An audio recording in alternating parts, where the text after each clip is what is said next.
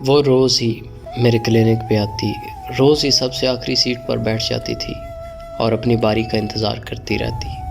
اپنے سے بعد میں آنے والوں کو بھی پہلے چیک اپ کروانے کے لیے اپنی جگہ دے دیتی۔ وہ کھسکتی ہوئی پھر سے اپنی آخری جگہ پر پہنچ جاتی۔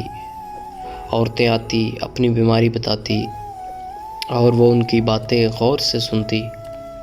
جب مریض کلینک سے نکلتا تو وہ باہر جا کر ان سے کچھ باتیں کرتی۔ وہ نقاب میں ہوتی تھی، بس اس کی ویران اور اداس سی آنکھیں نظر آتی تھی۔ کپڑے قیمتی نہیں مگر صاف ستھرے ہوتے۔ میں دن کو سرکاری اسپتال میں اور شام کو اپنے کلینک پر ہوتا تھا اور رات دیر تک اپنے کلینک پر بیٹھا رہتا۔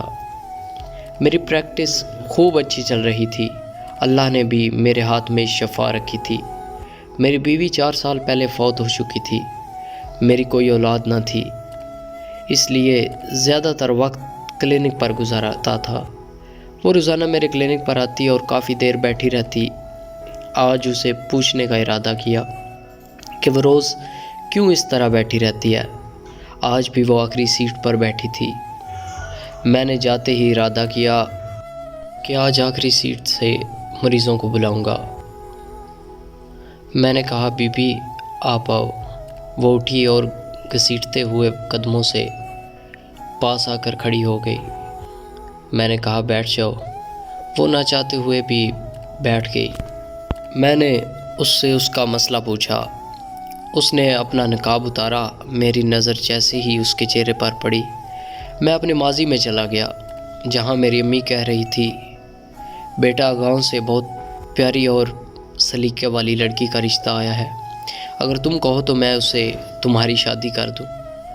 اور ماں نے اس کی تصویر میرے سامنے رکھی۔ میں فوراً سے بولا کہ ماں میں گاؤں کی ان پڑھ اور جاہل لڑکی سے شادی نہیں کروں گا۔ اچانک اس لڑکی کی آواز میرے کانوں میں پڑی، ڈاکٹر صاحب میرے میاں کچھ سالوں پہلے فوت ہو گئے۔ میری چھوٹی سی ایک بیٹی تھی، وہ بھی ہیضے کی بیماری سے فوت ہو گئی۔ گاؤں میں ایک حکیم صاحب تھے، وہ بھی چند سالوں پہلے فوت ہو گئے۔ میرے گاؤں میں کوئی ڈاکٹر یا حکیم نہیں۔ میرے گاؤں میں لوگ بیماریوں سے مر جاتے ہیں۔ غریبی کی وجہ سے وہ شہر جا کر علاج نہیں کروا سکتے۔